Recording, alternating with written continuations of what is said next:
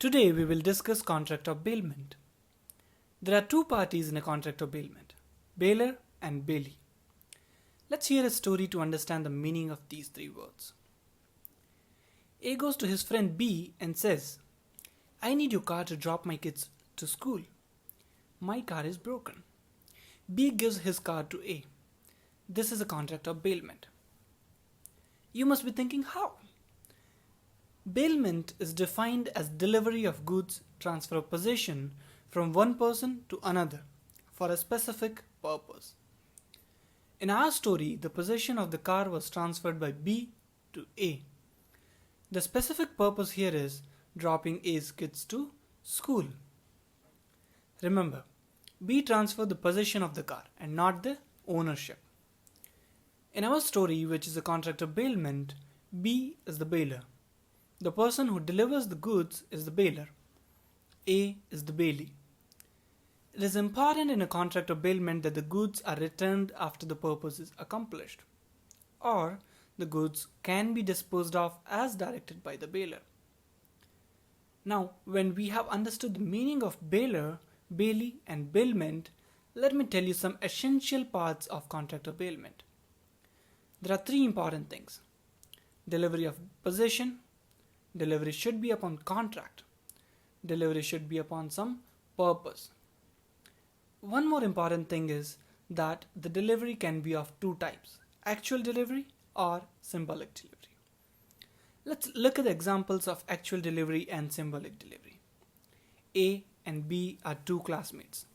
A goes to B and says, can you please lend me your notebook so that I can prepare for the exams? I will return the notebook tomorrow. B gives the notebook to A. This is actual delivery. In our previous example, where B gave the car to A, he gave the keys of the car. That is symbolic delivery. Now going back to essential, let's hear a story. And you guys can attempt in the comment section whether it will be considered bailment or not. An old man entered a restaurant. The moment he entered, a waiter came and took his overcoat and kept it on a hanger near the gate. Will you say this is a contract of bailment? Yes, you're right. This is a contract of bailment. The possession of the overcoat was transferred from the old man to the waiter.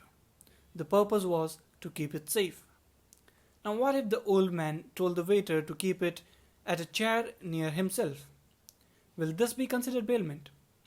The answer is no, because the possession was not transferred and transfer of possession is an essential element.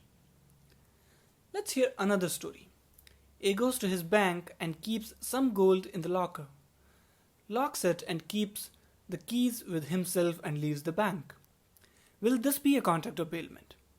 No, because it is not considered the transfer of possession. The key is still with A. Second important element of the contract of bailment is contract. Let's say her jewelry was stolen. Police found the jewelry. Will there be contract of bailment between her and police? The answer for Indian law is no, because there was no contract between her and police. However, it will be a contract of bailment under English law. Under English law, contract is not an essential part. Now coming to the third essential point, which is purpose. The delivery should always be for a purpose and the goods must be returned after the purpose is accomplished. Let's say A was walking by. He saw a poor kid on the street. He had some toys. He gave those to the poor kids. This will not be a contract of bailment because there is no expectation that the goods will be returned. Till now, we have seen the meaning of these three terms and we have seen the essential of a contract of bailment. Now let's look at the basis of bailment. It could be on the basis of consideration or benefits. When it is on the basis of consideration, it could be gratuitous or non-gratuitous. When A went to B for the car to drop his kids to school, it was gratuitous, means free of charge. In the same story, if B would have said, I will charge $20 for this, it would still be a contract of bailment, but it would be non-gratuitous. Coming back to the basis of bailment, when it is on the basis of benefits, the benefits could be of Bailee, Bailor, or mutual. In this story, it was for the benefit of Bailee. In this story, it was for mutual benefit. Let's summarize this video. We understood the meaning of these three terms. We learned the essential of a contract of bailment. And we learned basis of bailment.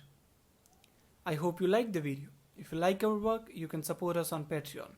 You can like our video, share it with your friends, and if you have any queries, you can put it in the comment section or you can send us an email to lawhouse17@gmail.com. Thank you.